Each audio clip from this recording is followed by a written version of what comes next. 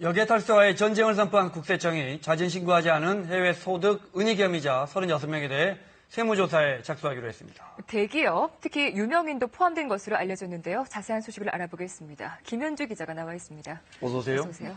이번 세무조사에 이른바 파나마 페이퍼스라고 하죠. 거기에서 이름 올렸던 사람들도 많이 포함이 됐네요. 네, 그렇습니다. 그 파나마 페이퍼스라는 게 지난 4월에 전 세계를 떠들썩하게 했던 조세 회피 폭로 자료입니다. 네. 여기에 언급돼 있는 한국인들 중에서도 이번 국세청 세무조사에 포함돼 있는 사람이 있다는 겁니다. 국세청은 지난해 10월부터 지난 3월까지 6개월 동안 역외재산 자진 신고를 받았는데요. 자진 신고 기간이 끝난 뒤 조사 대상을 줄여 세무조사에 나선 겁니다. 파나마 페이퍼스의 이름이 공개된 한국인 중에는 10명 정도 이미 조사를 받았고 이번에 새로 조사하는 사람은 서너 명이라고 하는데요. 이 조사 대상에는 대기업 계열사나 사회 유력 인사 등도 포함돼 있다고 국세청은 설명했습니다. 주요 수법을 보면 조세 회피처의 유령 회사라고 하죠. 서류상 회사를 세우고 투자 명목으로 이 회사에 송금을 합니다. 그러고는 손실을 봤다고 처리한 뒤에 돈을 빼돌렸고요. 또 서류상 회사에 있는 서류상 회사에 사주가 보유한 해외 법인 주식을 헐값에 넘긴 뒤에 다시 제3자에게 비싸게 파는 방식으로 차익을 챙기기도 했습니다. 앞서 국세청은 지난 1월 역외탈세 세무조사에 착수해 25건을 적발하고 2,717억 원을 추징했다고 밝혔습니다. 이 가운데 6건은 검찰에 고발했습니다. 국세청은 앞으로도 역외탈세에 대해서는 강력하게 대응할 방침인데요. 해외 소득이나 재산 은닉 행위를 제보할 경우에 최대 30억 원까지 포상금을 지급한다고 밝혔습니다. 네.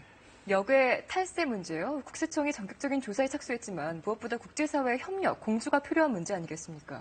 네, 그래서 국세청이 내년부터 미국과 스위스 등 101개국과 금융 정보를 주고받을 수 있게 되기 때문에 더 이상 해외에 숨길 재산이 없다 이렇게 강조를 하고 있는데요. 또 여기에 OECD 35개국과의 공조를 통해서 파나마 페이퍼스 자료가 유출된 법률회사죠. 모색 폰세카를 조사하고 한국인의 거래 내역을 분석할 예정입니다. 유럽의회도 EU 기관과 각국 정부의 조세 부정에 대한 조사에 착수했는데요. 앞으로 1년 동안 특별조사위원회를 꾸려서 각국 정부가 탈세 브로커들과 공모해 기업과 부자의 탈세를 도운 혐의를 집중 조사할 계획입니다. 지난 4월이었죠. 이 사상 최대 조세 회피 폭로 자료인 파나마 페이퍼스가 공개되고 여기에 세계 정치 지도자들, 유명인들이 연루된 사실이 알려지면서 큰 충격이 있었는데요. 귄 레이그손 아이슬란드 총리는 사임하기도 했고요. 그리고 푸틴 러시아 대통령, 그리고 시진핑 중국 국가주석, 캐머런 영국 총리 등의 측근이나 가족이 연루됐다고 해서 많은 질타를 받았습니다. 네, 지금 영국 캐머런 총리 모습인데요. 네, 우리나라에서도 탐사보도 매체인 뉴스타파 취재 결과 노태우 전 대통령의 장남인 노재현 씨가 서류상 회사를 설립한 사실이 확인이 됐는데 여기에 대해서 노 씨 측이 실제 사업을 위해 만들었다고 적극 해명하기도 했습니다. 당시에 한국 주소를 든 한국인 195명이 발견되기도 했죠.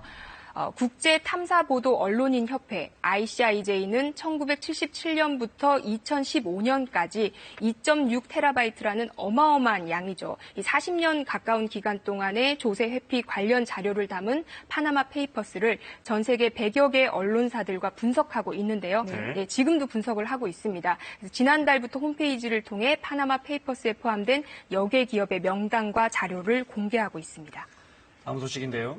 전과 38범의 소매치기범이 잡혔는데 주민번호가 2개였다면서요? 게다가 할머니였네요. 네, 검거된 72살 조모 씨, 무려 55년 동안 소매치기를 했다고 하는데요. 이 행정착오로 신분증이 이제 2개를 가지고 있었다고 합니다. 네. 이름이 각기 다른 신분증을 경찰에 붙잡힐 때마다 번갈아서 사용을 했다고 하는데요. 먼저 영상을 한번 보시겠습니다. 선명하게 보이지는 않지만 이 전통시장에서 사람들 사이를 오가면서 소매치기를 하는 모습인데요.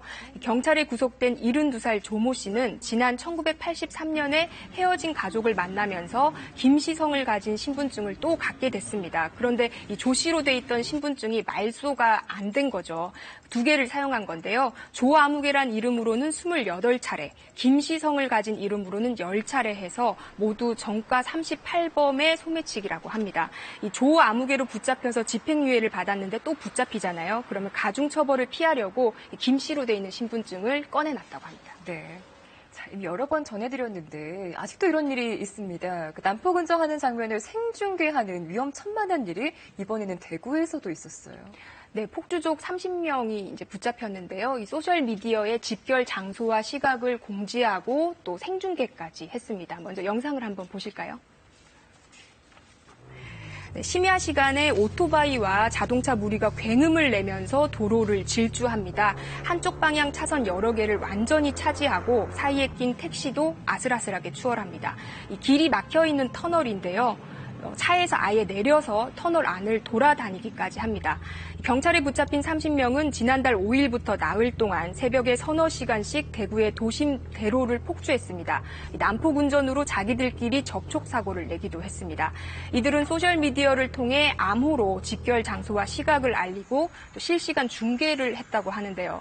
경찰은 이들을 불구속 입건했고 또 소음기를 불법으로 개조해준 무등록 정비업체 운영자도 붙잡아 조사하고 있습니다. 자, 김현주 기자 잘 들었습니다.